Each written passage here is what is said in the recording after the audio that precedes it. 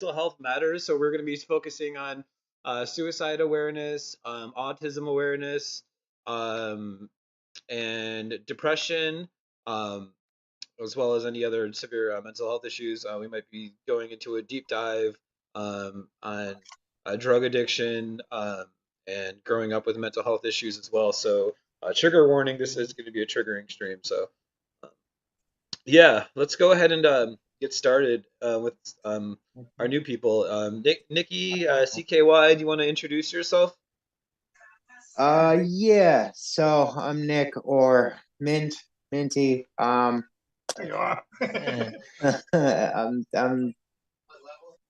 29. I've been struggling with mental health for a while. Uh, Drugs for a while. I just talked about that. It's been a big old struggle. Um, Recently I was actually diagnosed. This is more on the mental health side, but recently I was diagnosed with chronic suicidal thoughts, which is something I did not know was even existed. But my doctor thinks that I should get ketamine for it. But yeah, that's kind of where I'm at these days. Um, yeah. Ketamine.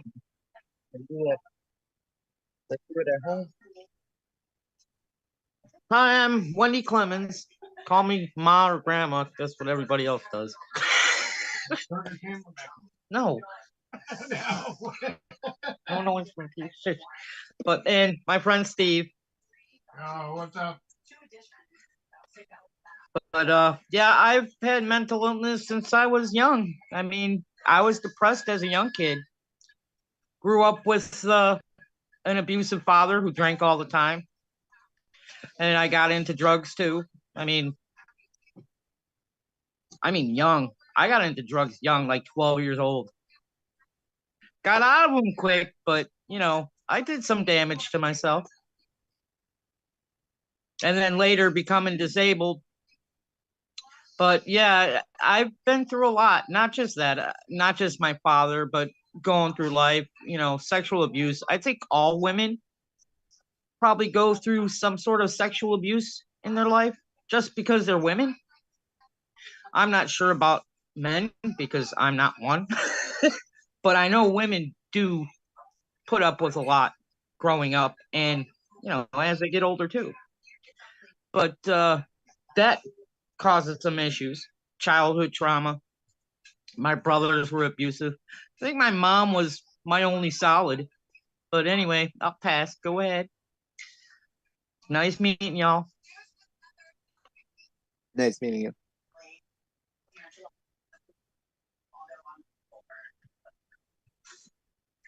So, okay, so thank you for the introduction. Kenneth, we want to make sure you have some time to speak, man, because you're going through a hell of a lot right now. Do you want to go ahead and introduce yourself? Tell us about your situation. I'm Kenneth. I'm just my situation was I was doing some activist work in a rough neighborhood, and a woman was knocked unconscious by a male. I confronted the male. I ended up hitting him once.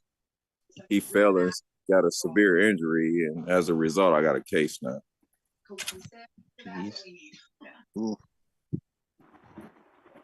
So it's just funny. I'm in Minnesota where these police keep killing people.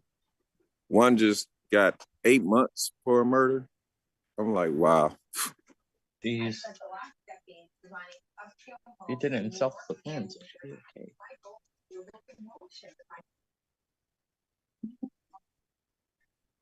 Especially if you were helping somebody else. Funny, man. It's like they protect the wrong folks. They have they end up having usually two cops in the car. One of them should be like on the side of the person. There needs to be somebody or even a third party that's not a police officer there to fucking keep the police from getting too crazy, because that's what keeps happening. And they all fucking know that they they'll be protected by essentially their employers. You know, they're employed by the law, and it's a real conflict of interest and very, very not cool. I'm sorry you're going through that, my friend.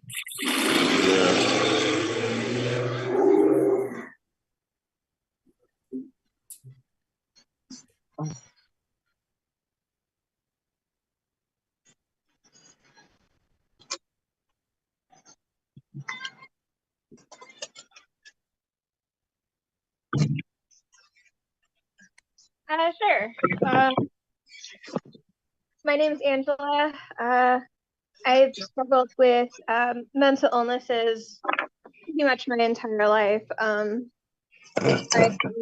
would self-harm. I was diagnosed with borderline personality disorder, PTSD, anxiety, depression.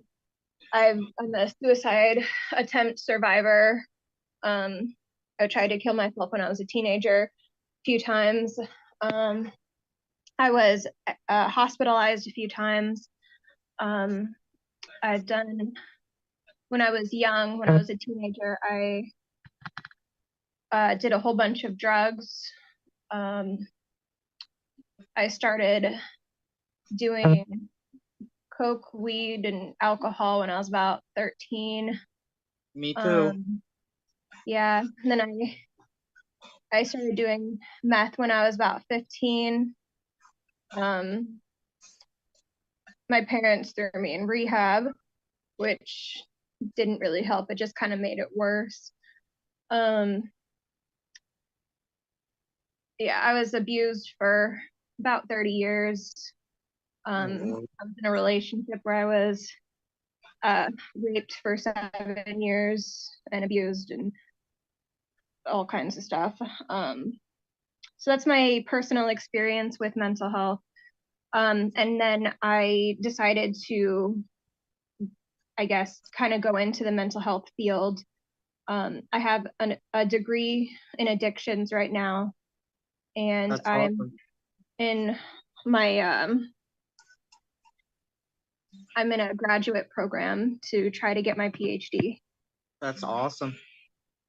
Well, thank To you. get that far, going through all that, that's amazing. Go you.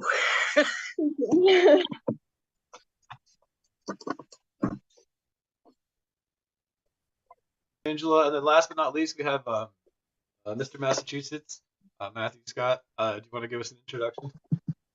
Hi, my name is Matthew. I live in Fall River, Massachusetts, which is basically on the border of Massachusetts and Rhode Island.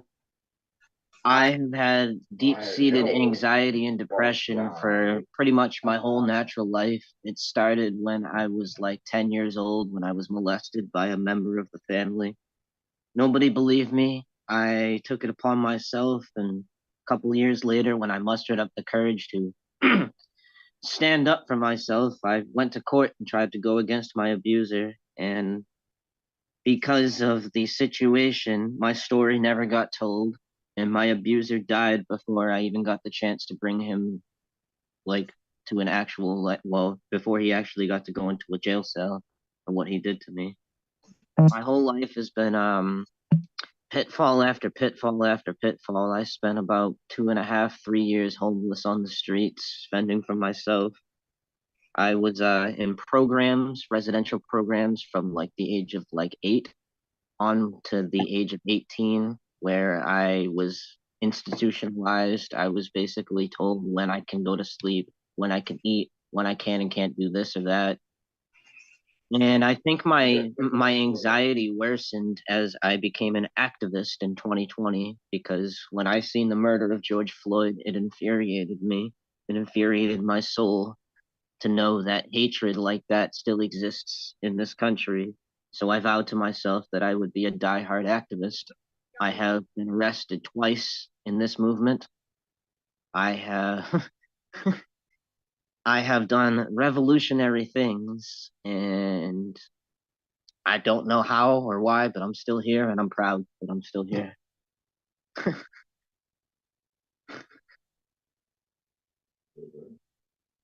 That's really all I can say. We're Thank glad you you're for, here. We're glad you're here. Thank Glad you're here and glad you're surviving. So glad you're still fucking pushing forward. It's been a roller coaster of the Yeah. last couple of years. Let me tell you, not just for me, but for everybody. And not even just people in this stream, but everyone in the whole nation. It's been a roller coaster. thank you for the activist work you've done, man. That's something that the world needs more of, you know? I live in an area where like activism isn't really that big of a deal, even though it should be. Like Right. Everywhere. I feel like a lot of the direct actions that we've done in my city, I've pretty much helped start. So Wow. it's crazy. Like I've literally done the work as far as to help organize all this stuff, and I've also put my feet to the fire and gotten arrested and charged for peacefully protesting. So I mean, Yeah. I'm not gonna stop. No one's gonna make me stop because I've been dead set in how I want my future to take hold, and I want to be an activist, no matter how much it hurts, no matter how painful it is. I'm gonna keep walking the line. Hey, man. That's how it goes. Sometimes you That's gotta, called you fucking gotta pick grit. what's That's what makes you important. have character. Right. Yep. So hey guys, for our first subject, you guys want to start with let's get the hard one out of the way. Have you ever felt suicidal, or do you know someone who has? Have you ever felt suicidal? Have you ever attempted or wanted to commit suicide, or know anyone who has? I'll open this discussion for anyone to speak on. Yes, I have many times. Quite a few times. Never succeeded. Oh.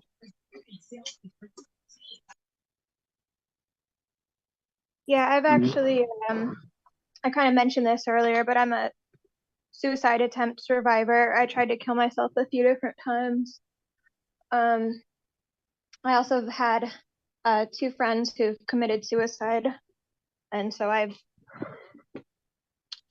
known quite a few people who have said that they wanted to or have attempted to as well, and so that is one of the things that I've kind of dealt with. It's pretty much been in my life for, I would say, most of my life. The first time I tried to kill myself, I was like, I think it was like 11, and then I attempted quite a few times after that.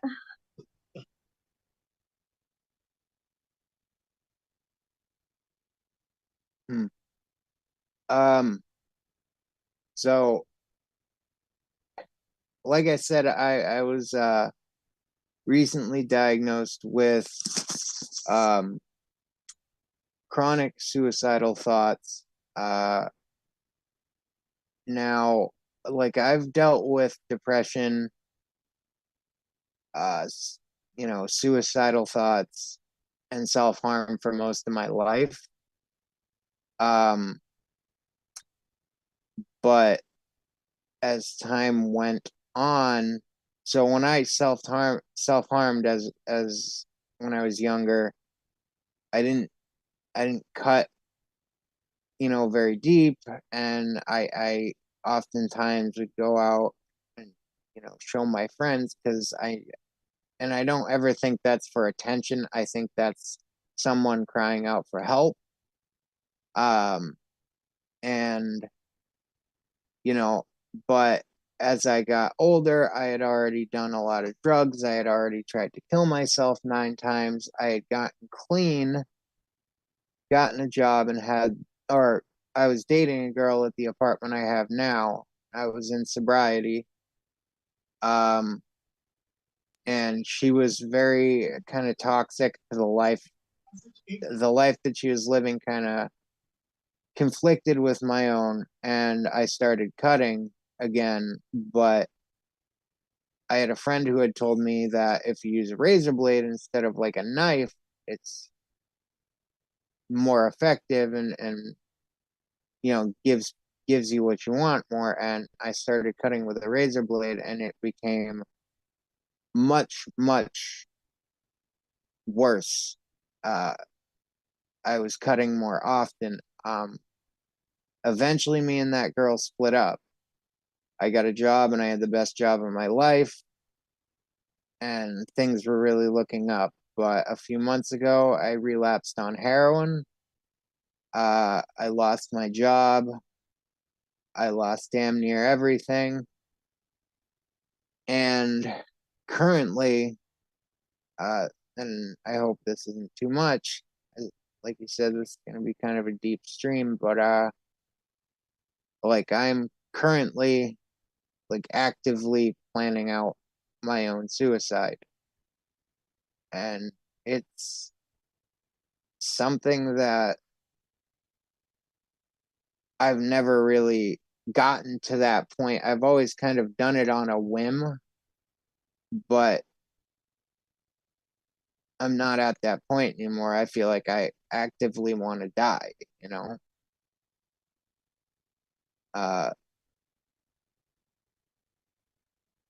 And it's, I guess, just strange how the things escalate when you've dealt with it for your whole life. It starts to go more and more and more, and then eventually it's like all you can think about, you know? You don't have to feel like that tonight because you're around people that love you. I appreciate that. I appreciate that a lot. No problem, of course. Yeah, let's Me, go me ahead. personally, I've attempted. I can't even count how many times. I've tried it so many different times, so many different methods. When I was younger, I tried hanging myself from the bars on the shower in the program I was in. But one thing I've noticed is whenever I feel like really, really down like that, it's a full body experience for me, my depression and my anxiety. Like I can feel it all throughout my body. It's not just in my mind. It's like literally in my stomach, in my arms, my legs. I can feel weakness in my body when I feel like that. So I feel like the Right. best scenario is to hit up somebody that you trust, that you care about, to sit there and talk to about your problems so you don't really feel like you have to resort to something drastic. Right. Now I've been having a really hard time socializing because I was in jail for 3 years.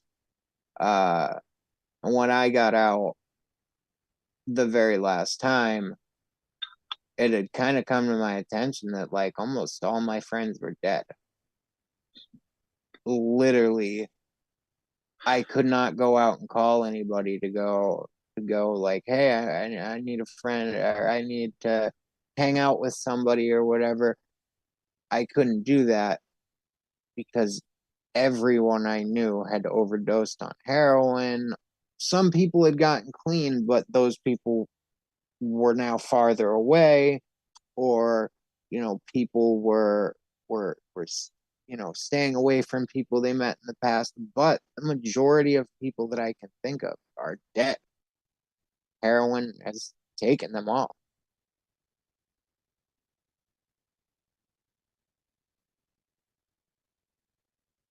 It's crazy because mental health is like a big, big subject where I live right now because the news reports that have come out of my city, Fall River, Massachusetts, over the last year or two, there have been a lot of people that have been gathering at the bridge in our city to try and jump off of it. It's been ongoing for almost 2 years now. Like people, like I hear it all the time. Like this over dispatch, our police dispatch, that there's people trying to attempt Right. their lives. It's like, All dude, the time. It's happening why so can't much. why can't we like have these conversations like every fucking day so that when kids feel like they're kids, people, anyone feels like they're left out, they have someone that they can talk to that can bring them back to baseline so that they don't have to feel like it's a need to wanna end it. Right. Maybe a neighborhood help thing, That would be great. you know? Like not yeah, like that would be perfect. Like even like a program where like you just like go and check on like your neighbor or something Right. every year or so, just to make sure that like they're all right, they're not feeling suicidal. You guys getting this together, you're pretty smart knowing what you're doing. You have extreme potential in everything. Like, we have to do this. Our government isn't going to fix this mental health problem. It's up to us. Yeah, you get 15 minutes on a computer, it doesn't help. Mm-hmm. It's not helping. True. Yeah, dude, I think everybody here in this stream right now has suffered with some kind of mental health issue at some point, because it's not mental health issues, it's a mental health pandemic, and I got a question. it's not like you thought COVID was bad. Our fucking mental health pandemic is so much worse, but like we don't talk about that in the media every day, do we? Right. I've got a question for everybody in the stream. How many of you have made comments against your life on social media before and have ended up in a hospital surrounded by police because of those? I haven't. That's definitely something we should speak on, because that ties into mental health. I've not ended up in a hospital from comments online, but something I've seen a lot more these days, and I think it's an incredibly disgusting way of thinking, but I would say something about it, about how I'm feeling, and have somebody come at me with like anger and aggression just at the fact that I would have these thoughts. I just had someone the other day when I made a comment and talked about the way that I was feeling, because this is something I'm actively going through. And this girl who I've talked to several times was like, I don't remember exactly what she said, but some of the things were like, well, I don't have time for this. And,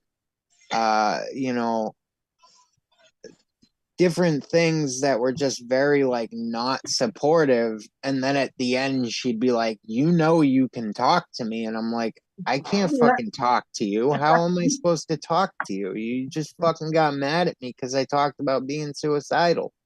I think that ties into what you were saying before about some people assuming that when we speak about this stuff, it's attention seeking. But those are the types of people that literally don't even care about how you feel. They just literally want to hear you talk so that they can say, well, things will get better if you will it to get better. No, things will not get better if you will them to get better. You have to have somebody beside you telling you things will get better. Mm-hmm. Exactly. Yep. I mean, and sometimes medication. Mm-hmm. Yeah. A lot of the time in jail, what I've noticed, specifically in jail, was like, so a lot of people don't want to do time, and a lot of people I've been in with are looking at a lot of time.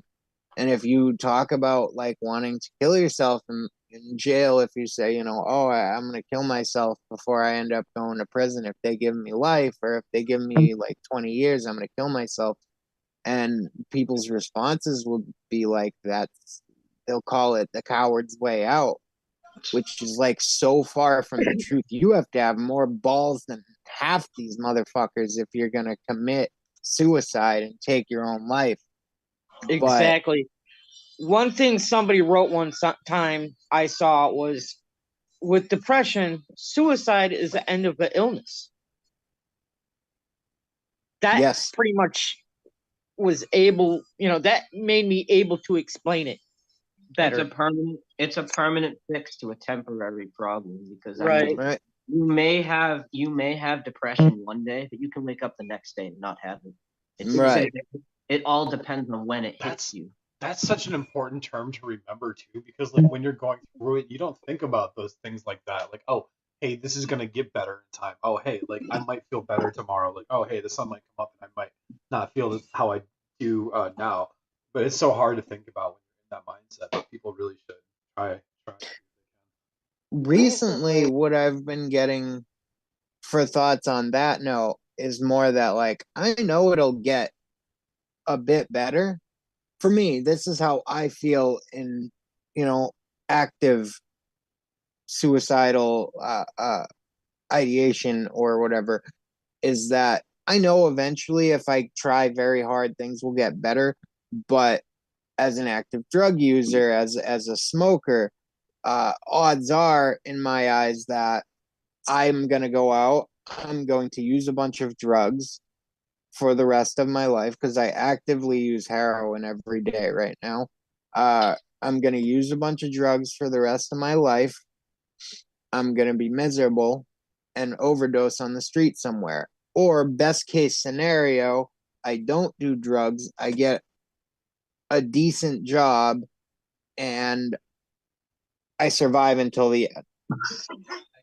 And that But- breaks my heart. That breaks my heart entirely, because one of the biggest reasons why people do drugs is because they don't feel appreciated enough.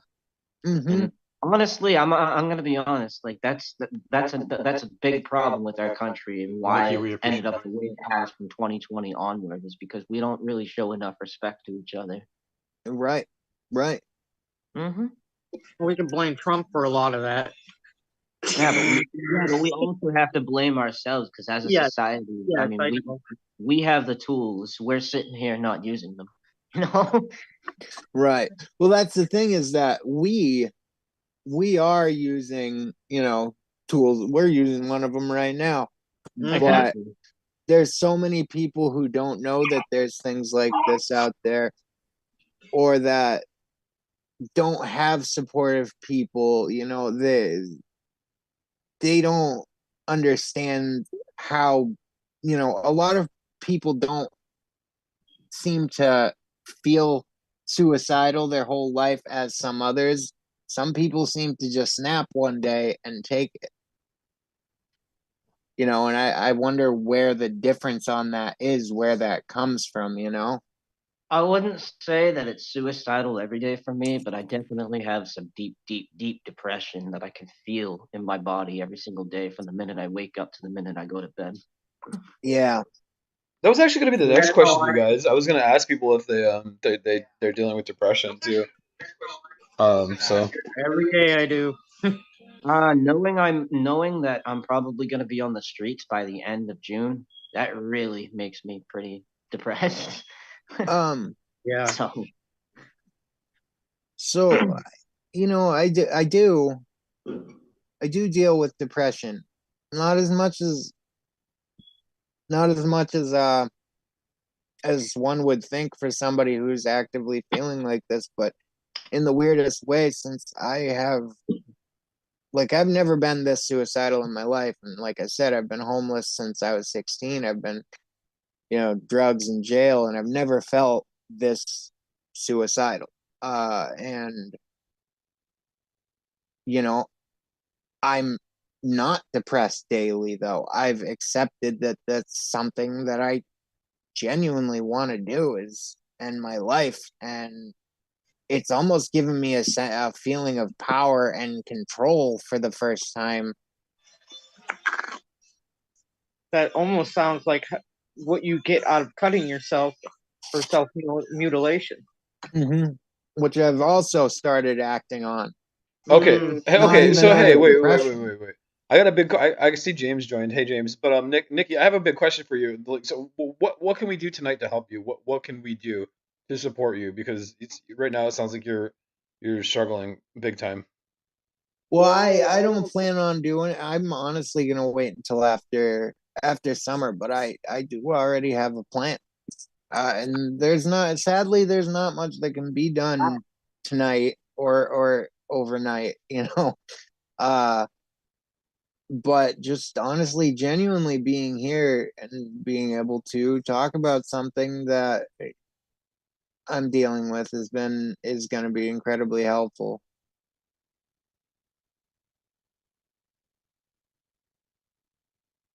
Make sure you touch base with us down the road too. Yeah. And I see what's up? Oh, And I see David and James joined. We've been talking about suicide and depression, and we've all been talking about our own almost everyone's been talking about their own personal I have experiences. a question for Nikki. Okay, go ahead. But yeah, David and James, if you want to join in the conversation, that's what we're talking about. Do you feel like that potentially because you feel like that's a decision that you can control? No, I just kind of, I mean, to an extent, I guess, but I just kind of am ready to see the lights go off. I don't That's have sad. belief in heaven or hell or either one. I just, and it is sad, and it is, but It is it's saddening genuine, because my friend. I'm sad, you're, you're a beautiful soul. Just hearing your voice and like hearing you talk and like the things you talk about, I can tell it's all emotional and passionate. It's like I don't want that for you, and I don't think anybody else on this stream does. I understand that. Just gonna be honest. Thank you. And to just real quick before, because I know we got a couple new guys that just joined. Any one of you guys wants to add me and we can chit chat after this, I'd be down with that. You know, always looking for people to talk to. Likewise. Yep. That's Mint in the chat. But yeah, so you and Maybe we what's up? should add him to our group chat. Yeah, put them in our group chats. Yes, get them incorporated in our camaraderie, whatever the fuck it is. Oh, so James and James or David, have either of you dealt with suicidal thoughts or depression? They didn't do their introductions. Okay, let's do your late introductions. Late introductions. Yeah, I'm a formerly homeless veteran activist for human rights, social justice, environmental awareness, political reform. Finally got housed and getting stabilized. Just being indoors is a great success for me, and I still battle with depression daily. I'm alone, and I think we've talked about this before. It's a good subject to go over. Getting people that are like-minded and have had similar traumas is a great way to build a community and friendships.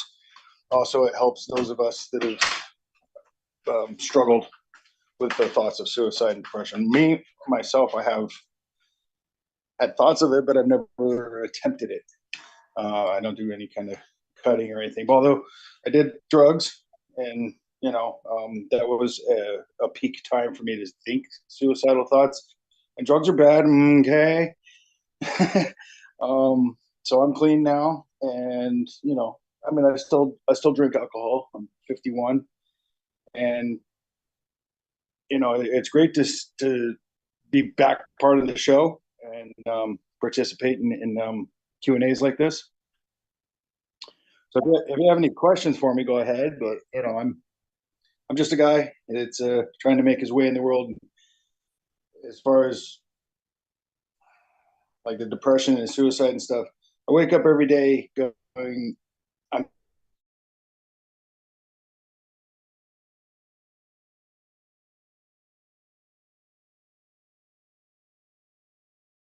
All right, we got James is striking a pose. It's a good pose, James. We like it. close. There we go. So, You froze for the last like 20 seconds. oh crap. Well, babbling on. But let Dave jump in here. I know he's got something to say, probably. Dave. All right, David. We're introduction for the 100th time, and also, have you dealt with suicide or depression, suicidal thoughts? Or... Hi there. Welcome to David Allen Moon, Dave Moon TV. I'm the host. In beautiful Cothet territory, QA THET. Some of you know the name is Powell River, which is in so-called BC. I suffer from anxiety. I suffer from depression. I've suffered from something called the winter blues. I don't think I've had any suicide thoughts, but I do have, the depression, anxiety issues at times, mostly in the winter. I don't know if it's because we're closer to the North Pole up here or something, but yeah, I've got issues. I deal with anxieties. Life isn't easy. There's lots of vices and snares and issues that we have. But I always have a thing to say too. I thank the Creator. Every day is a gift, and we need as many comrades as we can get out there, to weigh in and to join the circle and help us figure out stuff and help out the youth and learn from our elders and stuff like that. So all the people that are struggling with mental health issues, I have a message to you to just keep grinding every day, because we need every single one of you, in the movement here to make things happen, because that's how change occurs, is by all of us talking the way we are tonight, like, about mental health and coming to terms with it, right? And I'm fortunate to be, James hit a nail there with me too, like, to be warm and safe and have, I don't have everything, but at least I have uh, the stuff, the basic needs, right? I'm free. I'm warm. I'm safe. I may not have a big pile of gold, but at least I have, I've figured out ways to cook and stuff like that. So life isn't that bad, when you're indoors and you're eating and stuff like that. It's just, I just like to give thanks. That's sort of one of the things indigenous people do, and non-indigenous are, I'm sure, but that's what I do every day, when I wake up and see the sunlight.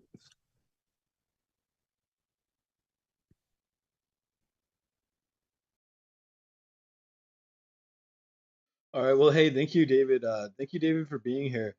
It looks like there's some other topics that uh, we wanted to discuss as well. There's a whole list of things we have. I'm just gonna go down. Hold on, I'm trying to find it in this chat. We've spoken a lot. Depression, suicidal. Um, Growing up, how was your mental health? As a kid, did you struggle with mental health issues, or do you know anyone who did as a kid? Um, yeah, so my mental health problems started fairly young. Now, when I was a child, I pulled a TV onto myself. There's actually a whole statistic about it that a lot of children pass on each year from pulling TVs and stuff like that off I've of heard it. wherever they're at. Yeah, I was in a coma for like 3 days or something like that. Um, and I think that was the start of a lot of my issues. I noticed later on that I think that I had developed, I noticed it more earlier in my life. And actually, I guess I'm lucky it happened when I was so young, because early on in my very early years, I had suffered from a lot of PTSD symptoms and symptoms of a traumatic brain injury. So from that traumatic brain injury, I believe I've developed PTSD. So I have yet to get diagnosed with it, but I've told the doctor I've told some doctors, and they said yes, that's most likely what's going on. But now, as an adult, I don't suffer with PTSD as much, but because I dealt with it when I was so young, I believe it's got a lot to do with why I am where I am now. Have you had an MRI for your traumatic brain injury? I have not. Okay, because if it was in a certain spot, it could have hurt the pleasure sensor of your brain. Right. Nah, I mean, I would imagine that they did one when it happened, because again, this was when I was 3 years old. I'm 29, so even at least. My friend had a TBI. Mm-hmm. he didn't have a MRI. Right. That's one thing we're going to work on, because addiction goes to that pleasure sensor in your brain. Oh. Right. Right. So you never know. It could cause depression too. And, you know, generally, sorry,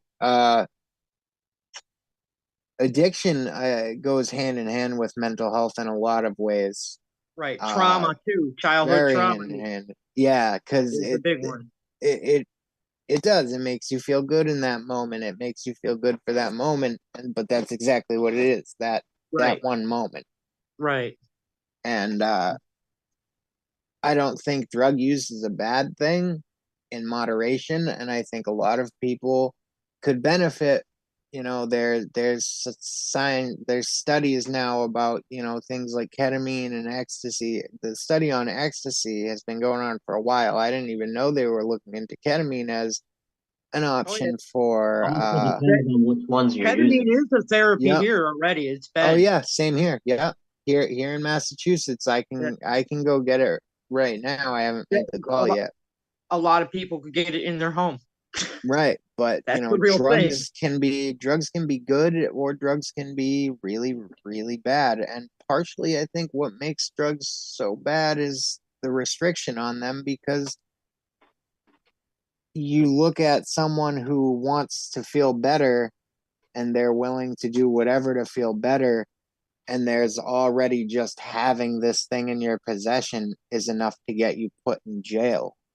Right. You know? I think that's why in other countries they made it legal, and they have places where they can go do those drugs. Right.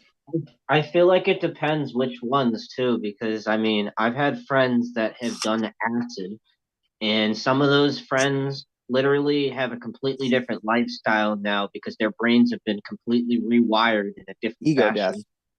Yeah. So I mean, it all depends on which ones you're doing, because some of them are really bad, and some of them either not only have the potential of death, but to ruin your entire mental state. Mm-hmm. Second, just want to say, like, sorry, I didn't mean to interrupt, but No. I agree, but I also disagree, because it's like the other countries where you can get heroin or coke or, you know, whatever, and go to a safe house to do it. Yes, that is good. But as an American or a free spirit, a free person, nobody has the right to tell you what you can and can't do with your body. Right. That's It my doesn't point of matter view if as you're a well. woman with a child, or if you're a drug addict trying to get your high on, because a lot of people don't understand the suffering of living on the streets. And on one hand, drug addiction can be from a variety of things. Right. And you know, whether it's a childhood trauma, sexual abuse, or somebody introducing it to you and you not knowing what it is, or somebody tricking you into, you know, you're smoking pot and somebody puts something else on it. Things like that get people addicted. That happens. And yeah, so street drugs are dangerous, but pharmaceuticals as well are drugs. Yeah. And you know, so I'm being prescribed, which I haven't taken yet, and I have still yet to go pick up the prescription, some sort of mental health. You know, they're doing a therapeutic dose. I'm seeing a psychiatrist, psychiatrist. Yeah, they have the ability to write the script. But you know, also drugs are, like I said, that they're bad. They, whether natural remedies and or being in a safe setting to do something like some heroin or some acid, things like that. And drugs do change people, but sometimes it's for the better and sometimes it's for the worse. It's like a science experiment. It's all chemistry. So I've said my piece. No, I completely agree. I think that in a lot of situations, you know, like you said, drugs can be helpful or they can be harmful. I can't tell you how many people, especially when I was growing up before marijuana was legalized, that people would talk about how good it is for cancer. But if you're smoking marijuana, it doesn't help with cancer. Certain things like that, anything can be harmful in a certain way, but it's helpful to another thing. And I think that tends to be the basis for medication is, well, it has these side effects, but if you're dealing with this so badly, we can prescribe you so this isn't as much of a problem, but you still may suffer from this as a side effect. Exactly. I agree. There's way too many side effects on everything, and like even like prescription drugs and like street drugs, there's going to be a ton of side effects. I mean, so either way, you're kind of screwed. Living in America comes with a side effect of Living in anxiety. America is a side effect. Comes with a side effect of anxiety.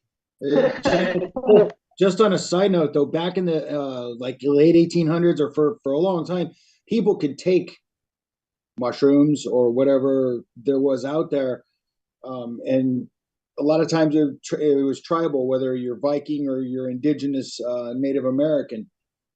There was that spiritual leader, somebody that would guide you through the vision or the changing of the person at the time. And when you're around people that are negative when you're doing drugs and alcohol, it's going to have a negative effect. When you're around party people and everybody's all loving and caring, and alcohol usually brings out fighters for people that are aggressive. But if you got a bunch of people that are drinking alcohol that are loving and caring, and hell, you might end up in an orgy. Yeah. Instead of a fist fight. So I mean, it all depends on the people you're around, and that's part of the problem. It affects the psyche and how future interactions with other people. Like me, I'm like the country song with Waylon Jennings. I drink alone. Or is it Waylon Jennings? I can't remember who it is, but I sit here in my apartment. I have a drink by myself. I smoke pot by myself. I pretty much spend time by myself because it's safer for me that way. Right. But I wouldn't mind hanging out with one or all of you guys and having a good time. But that's neither here nor there. Well, it's interesting you say that because, like, I'll pass on the orgies for now. Thanks, James. It's interesting you'd say that. The thing, wait, you said orgy? Kind of said.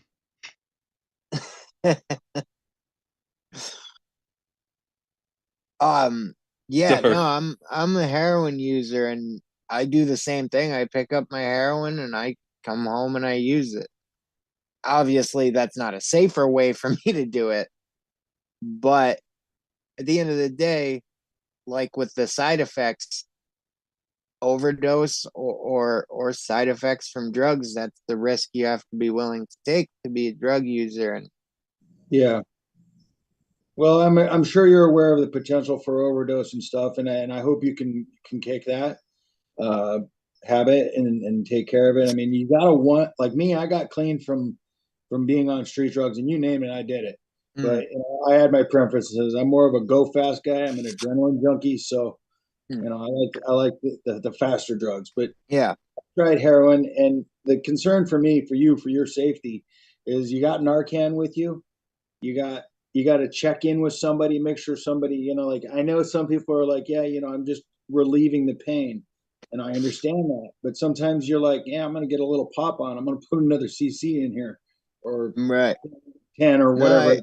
So I mean, I think that's the dangerous, honestly, that's the very dangerous part of it, is that I as I said earlier, I'm suicidal, and I've been suicidal for quite some time and actively have an issue with I was diagnosed with chronic suicidal thoughts.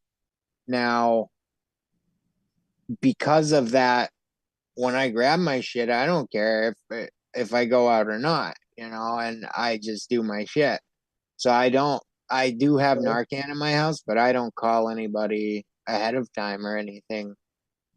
Yeah, it's the toxic, crazy mindset that drug users get into. Oh, I know it. Yeah. I'm kind of a safety first kind of person. Like when I was doing drugs, had people around me that would watch me, but like since I wasn't on heroin, like heroin's one of the worst ones for overdose. Now they've got the fentanyl and things like that. That's And what I do. like Matthew said, I just met you and you seem like a great guy. You've got, some good passion in there and, you've been beaten down by the traumas of society and you're trying to just cope. But hang in there, man. I just want to give you props. Be safe, and if you ever want to reach out, like you said, we can be friends on Facebook or something. I'm here to talk to. I've offered that to other people during these shows. You know, I'm not a counselor or anything, but I'm, capable, confident to be able to help other people out that are they're in that position. Since I've done it before, I've actually I, saved lives of people that have been on the verge of suicide and things like that. Like I don't know how long it lasted because I don't know them anymore, but we're here for you.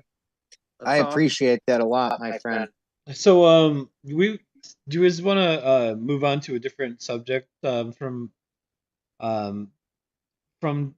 drugs? How have relationships affected your mental health? That's another subject. Does anybody want to talk about that? To keep the conversation, just to keep the conversation moving. Yeah. Bad relationships, they screw up your bad head. relationships. Yeah, They the bad screw ones. up your head. They screw up your heart. You're depressed. You don't want to do nothing, and it hurts. It hurts bad. I've been through it. I've been through it recently. It sucks. It sucks bad. Somebody does you wrong, it hurts, especially when you would never do that to somebody else. It really hurts. It's hard to deal with. But, I have a full life with my kids. I mean, I got my kids, I got my grandkids. They're everything to me. So I do get suicidal. And when it comes to that, that really, really did a number on me. But I'm glad I'm still around. I mean, I attempted last year and this year. And I'm glad I'm still here. It's hard to deal with, especially if you have past trauma, and I do. It's you get through one trauma, and it's like you go through another, and it just seems to get worse. It seems to affect me worse anyway. Hey, just so you guys know, the chances of life to being alive and experiencing what we're experiencing, the odds on that are like 1 in 400 trillion. So holy crap! Just so it's you a know, miracle. you are special. That's awesome. That's crazy odds. What are the chances of a guy like you and a girl like me being together? 1 in 100? More like 1 in a million. Anyways, yeah. What a chance! So you're saying there's a chance? Yeah, I've had relationships affect my mental health before, so I can totally relate with you, Wendy. And that's something that's happened to me quite a few times during my life. Sometimes it's been because I've been in a bad relationship and I was miserable. Other times it was a good relationship and it ended, and that made me, miserable. And it's about self-love and confidence in the end, to get past it and get through it. That's something that was hard for me, but yeah, I don't know if anyone else has struggled with that either. You just gotta know your worth. Yeah, relationships are complex. Very, very complex. I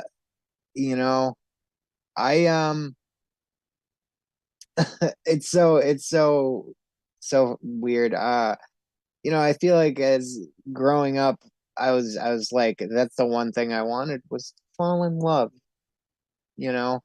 and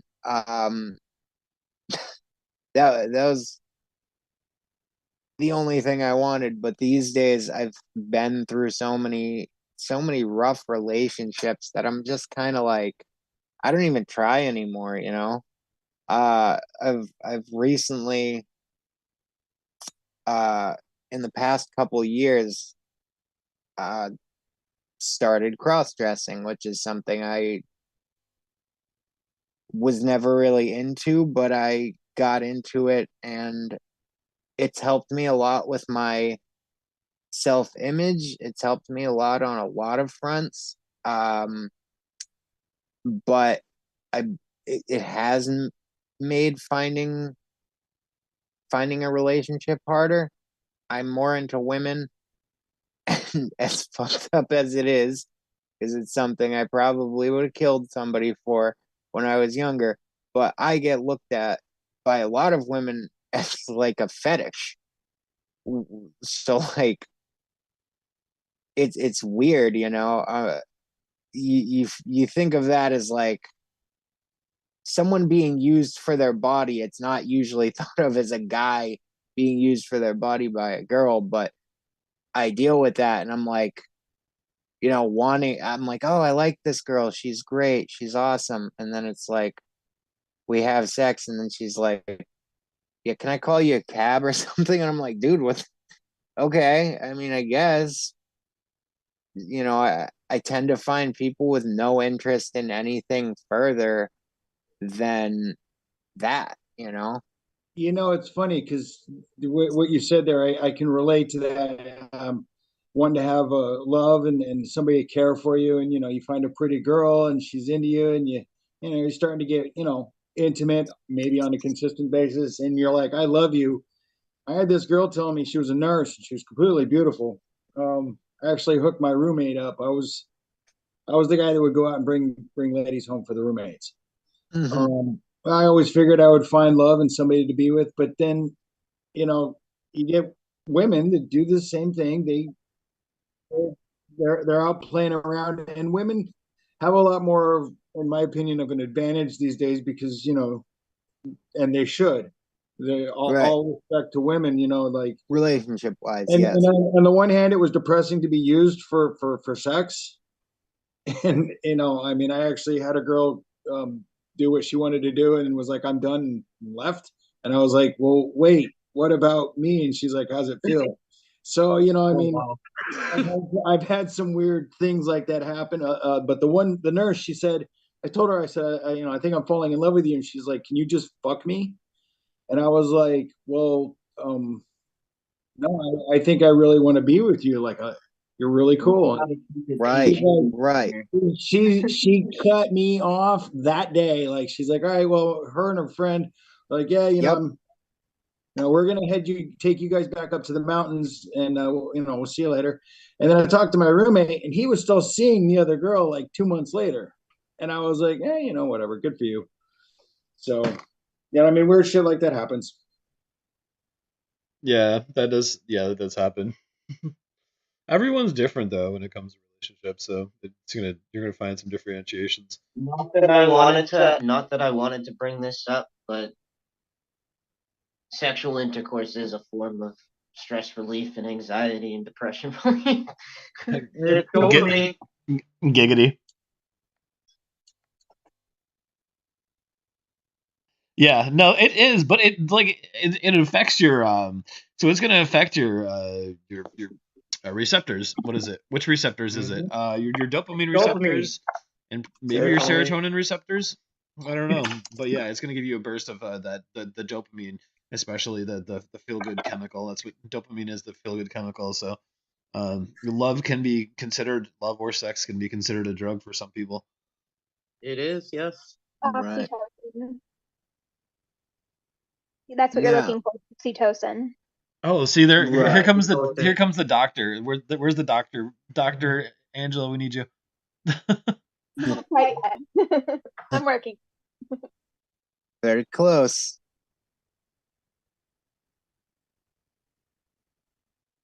Oh, Angela, you're muted. I think she I don't know said if she's you're working. Oh, Sorry, I'm meal That's- prepping. I'm Yeah. listening. I'm not really talking a whole lot. I guess I can talk about my experience with mental health and relationships. So I guess a lot of my mental health, my negative mental health came from my relationships. I kind of mentioned earlier that I was abused as a child, and that was pretty much since I was born, and then until I left the house when I was like 16. And then I got into an abusive relationship, and that really negatively impacted my mental health. And yeah, it got really bad. Things ended extremely badly. Yeah, he like jumped on top of my car and tried to like say that I ran him over and like all of this stuff, because he like was trying to manipulate me so that I wouldn't leave so that he could leave, and like all of this other stuff. And it caused me a breakdown, and I should have been hospitalized at that time, but I wasn't. And I went through another relationship right after that. It was another abusive relationship, and that one was even worse. He was extremely manipulative, sadistic. He had antisocial personality disorder, which is what people would call a sociopath. So he used to like try to like he would purposely try to emotionally torture me, just so that he could like, I don't know, get pleasure out of it, I suppose. And that one, when that ended, which it was really hard for me to get out of that relationship, but once it finally did end, I had to move across the country, and he actually ended up doing time in jail because after we broke up, he kept coming to my house and breaking in, and like coming to my work, and like stalking me and harassing me. He wouldn't leave me alone, and it caused, I had to quit my job. Like it caused so much stress that I had to go to live in South Carolina with my mom for a little while because I couldn't handle it at all. And it took me years and a lot of medication to get back to where I am now, or not where I am now, but where I was, which was a lot more stable once I started going back to school. And yeah, I've had another relationship after that that was emotionally abusive. And that one, I tend to have like a breakdown apparently during breakups, because yeah, it gets really bad, really stressful, and I can't function very well. And I just kind of do my best to kind of get through it, but it does have a really, really big impact on mental health. Good or bad relationships, in my experience, those were negative, very bad relationships, but it can also, if you have good relationships in your life, it can improve your mental health as well. So it just depends on, I guess, what kind of relationship you have and how close that relationship is and how much they're in your life and impacting you and stuff like that.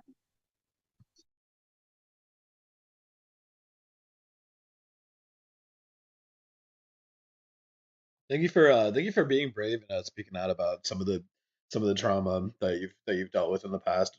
Once again, because it's not easy to speak out about these things, especially after dealing with somebody who is so manipulative. So that's very brave of you. Thank you. One of the things that I'd say just real quick is that um, it's great that the Soup, you do these shows, you get people, since I've been working with you for what, like 6 months ish.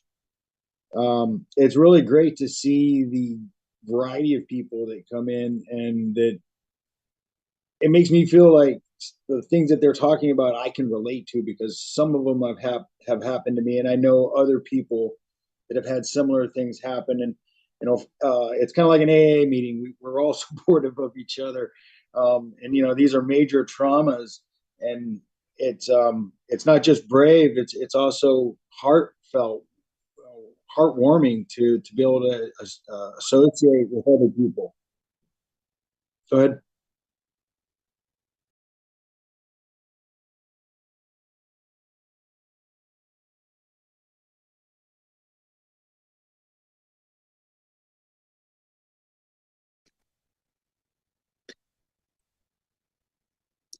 Go on. I was watching the stream on my phone, so I was checking the audio. Go on, you're good. Okay. Yeah. I was like, getting the feedback or something there. I just stopped talking. But no, I really appreciate the fact that, like, a lot of us have some of the things in common, and trying to work through those issues. And just being here, hearing the other stories helps me too. So, thank you everybody for participating. Yeah, thank you for being here. Also, Meg, when you get a chance to do an intro or you want to speak on this, go ahead. But yeah, go. What were you saying? Angela, I am really sorry to hear what you went through. That is tragic. That's completely heartbreaking. Nobody deserves that, and it's terrible, but it sounds like you are staying strong, and you are uh fighting fighting as much as you can against the hand you were dealt and the things that have happened to you.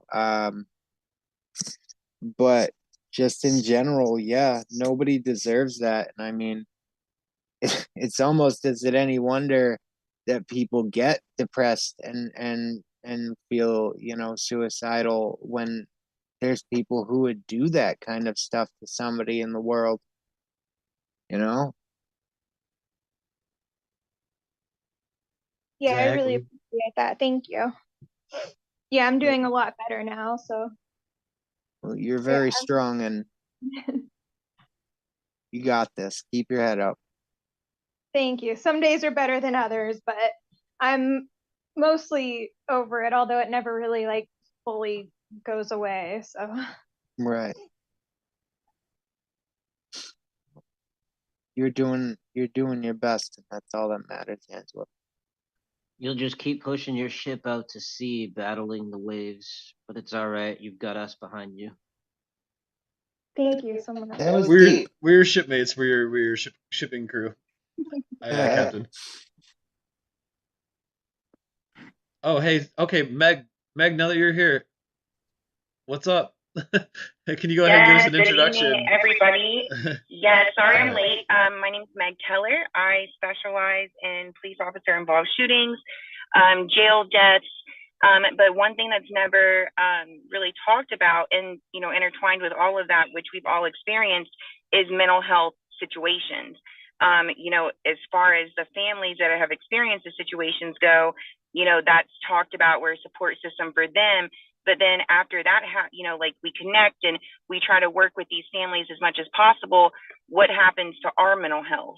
And, it's definitely something that I myself have had to deal with. I've actually stepped back from police officer involved shootings, just because, like, when I first met you, Soup, you and Matt, we were going through body camera for hours for Jalen Walker, and, watched it frame by frame for hours. And, we all go through our own stuff, but it's really great whenever you have, comrades that, are supportive of you and that stand behind you, and, they know what you go through.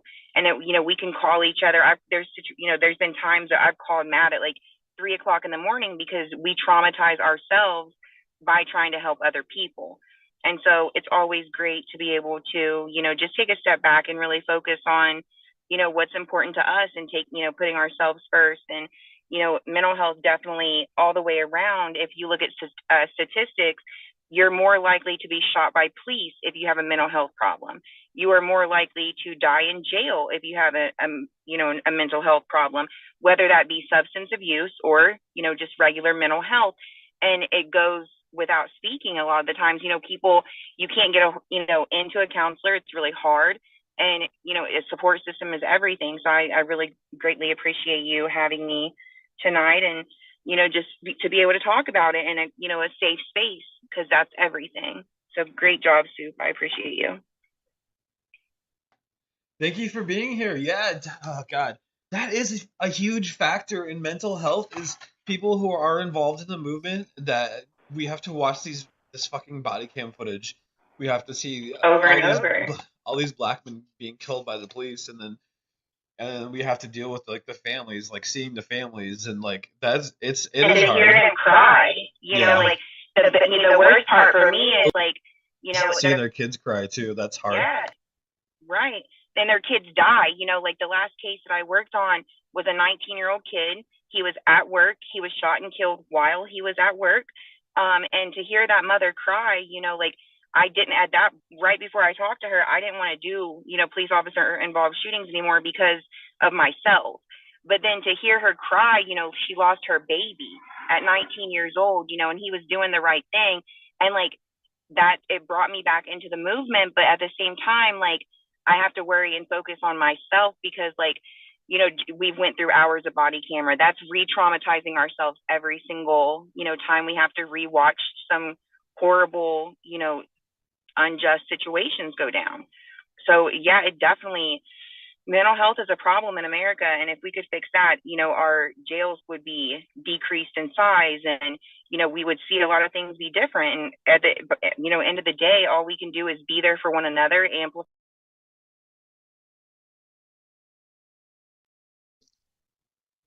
Yeah, you're cutting out.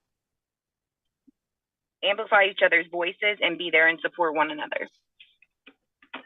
To add to that, about 1 in 5 people, 1 in 4, 1 in 5 people has a diagnosable mental illness sometime in their lifetime. Right. True. Megan, correct? Yes. I just want to say thank you for just in general what you do, and there's other people in the group that also do the same thing. I'd like to thank you as well for that, because that is some intense work, and sadly it's something that needs to be done.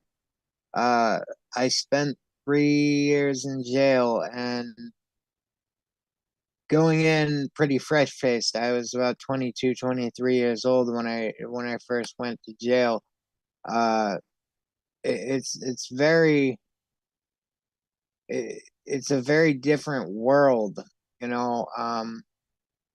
I was, because I have gotten my ass kicked by COs a couple times while I was handcuffed. And in I was one of the jails I went to was South Bay. I've only been to 2 jails, Worcester County and South Bay. When I was in South Bay, there was COs there. If you were giving them a hard time or whatever, they would use that. They would brag about it. I've killed this many people in here, and like use it as an intimidation thing, or and it's disgusting. We talked earlier, and there was something said, I don't remember who said it, but about how, the people, the cops are just, they're protected by what is essentially their employer. Oh God, I think that was me who said that, but yeah, they're protected because they work for the law, and to them their word is infallible, and it's disgusting, and a lot of it sadly isn't going to stop unless people like you guys stand up, or unless the government start showing these people that they won't be protected. You know, it's very sad, and it's, you know, the world is an ugly place, man. Yep, yeah, it definitely is. David, you had your hand raised. Did you want to say something? I don't want to make sure he was heard. Yeah, thanks for bringing up these issues, especially Meg. One of the things that I started researching on was the parodies that we have with the police brutality going on. For instance, my brother was killed in 1992 by the Vancouver police. They claimed that he had a gun on him, which was just a cassette Walkman. And in his case, it was believed that he was having a mental health crisis. Fast forward, the George Floyd case, I watched the video, and I have a strong belief that George had needed medical attention from a mental health crisis. Rewinding back to 2015, a man from the city I live in, Powell River, his name is Miles Gray. They're getting a lot of media attention finally, after 8 years. His case is being realized, and the hearings are coming out with the police talking about his case being a mental health crisis situation. So the parody that I'm talking about tonight is what we've been bringing up. Meg knows, Matthew knows, Soup knows that there's a serious crisis going on where we have people in authority that are supposed to protect and serve all citizens, no matter what class you're in. They only have an answer of a death sentence rather than getting medical help for people who need it. And this isn't even the tip of the iceberg that I've talked about with 3 cases. There's dozens, hundreds, thousands of cases out there where police or people of power and authority are abusing um, uh, people that are having needing medical attention. And we got to talk about it. We got to bring it up, and we've got to pressure our leaders, so to speak. I don't call them leaders myself. They just pretend that they lead us. In what way, I don't know. But we got to pressure our chiefs, or our leaders, or mayors, or people in Congress, whoever, to ask them, what are they doing about helping their communities out with mental health crises, and teaching these militarized people in blue some training. I know me and Matthew have talked about it in the past. I don't know if it's going to help. I don't know if body cams are going to help. It's all, it's all arguable.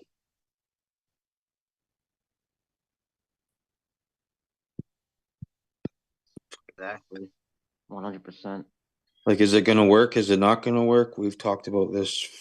We've debated, me and Matthew, like, is it going to make a difference? I think all the cases of police brutality where police have killed their victims need to be reopened across the world, not just America, but across the freaking world. Reopen every single case, because this is a big factor for a lot of people's mental health, is the fact that they know that police officers in their city have gotten away with killing people. Also, on top of that, we walk around knowing that they could kill any one of us. Sadly, you walk around I was just going and to you say that. feel like you have to be in fear for your life at the people who say that they're there to protect it. But Yeah, don't have a mental health meltdown. It could be your last time on this earth. I mean, because these people that lack training or lack compassion or even know what awareness of those things are, sorry to jump in, but they don't have any awareness to compassion for other human beings. They right, automatically judge you based on your you know, whatever, you may live in an underprivileged, marginalized neighborhood, and they've got an assumption of you already, Right. which is sad. So the stream is gonna end a bit early because apparently Soup has to eat dinner or something like that, but the Zoom will stay open for our conversation. Yeah, thank you for everyone for speaking. I'm gonna end the stream, but I'm gonna leave the Zoom open. I'm sorry, some personal thing came up, and I don't have a choice. But yeah, for our viewers who are watching outside, thank you for watching, and you guys can continue to discuss this.